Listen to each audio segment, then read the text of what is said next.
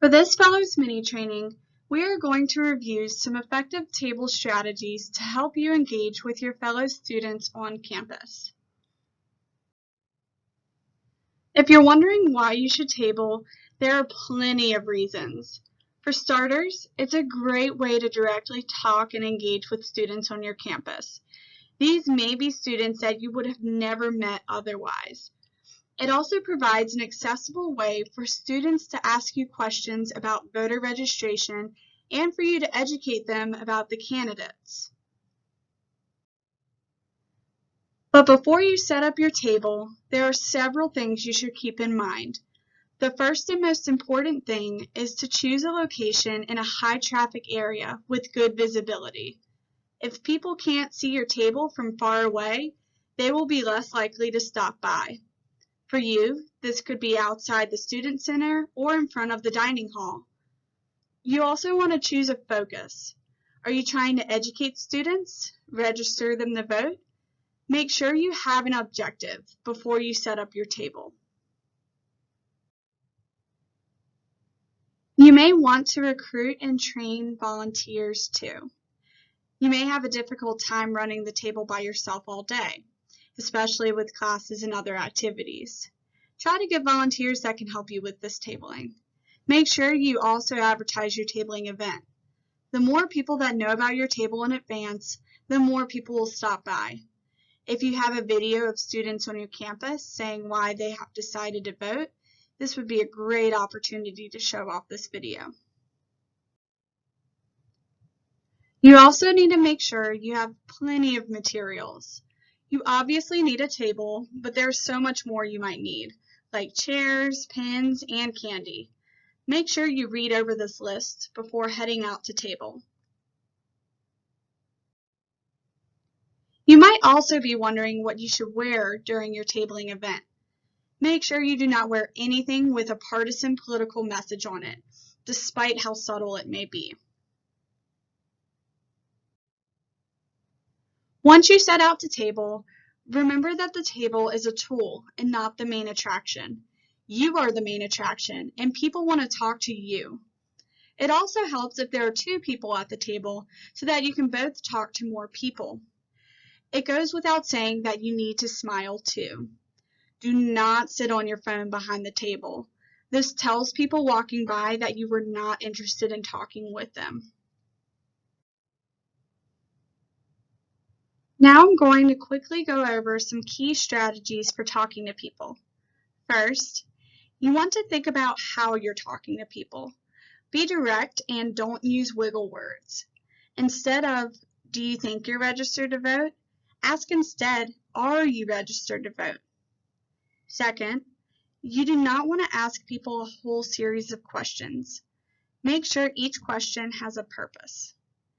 Third, if you want to motivate the students to vote if they are not planning on voting, say something like, students are a part of the community too.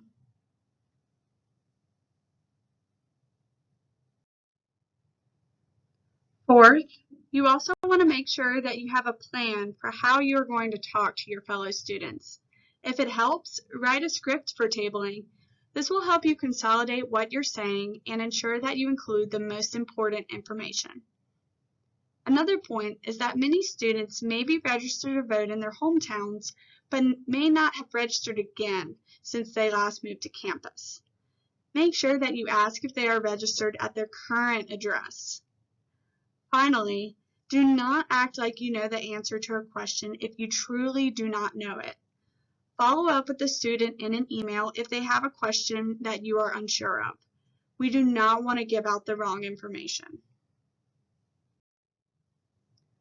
Also remember that we are a nonpartisan organization. This means that we do not affiliate ourselves or support any political party. So your tabling efforts should not include any partisan messaging either. For example, you should not ask people about their partisan identification or talk about the results of the last election. If you do get asked about your partisan identification, do not say that you are a Republican, Democrat, or any other party. You want to respond with something along the lines of, My job is to promote voter engagement efforts for everyone, regardless of partisanship. Or you can say that you are affiliated with Campus Election Engagement Project, which is a nonpartisan organization.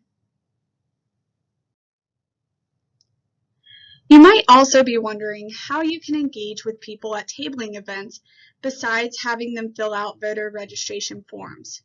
Well, look no further. You can get creative with tabling. The possibilities are endless. You can host a beanbag toss beside the table, bring hula hoops, a bubble machine, anything that you think would make electoral engagement more fun than it already is. Just make sure that if you bring goodies to hand out, that you offer them to every student. You are not allowed to exclude people if they decide not to register to vote or to participate in your activity. Before we wrap up, there are a couple of other things you should consider. If people come to your table and pledge to vote, how are you going to follow up to ensure that they actually vote?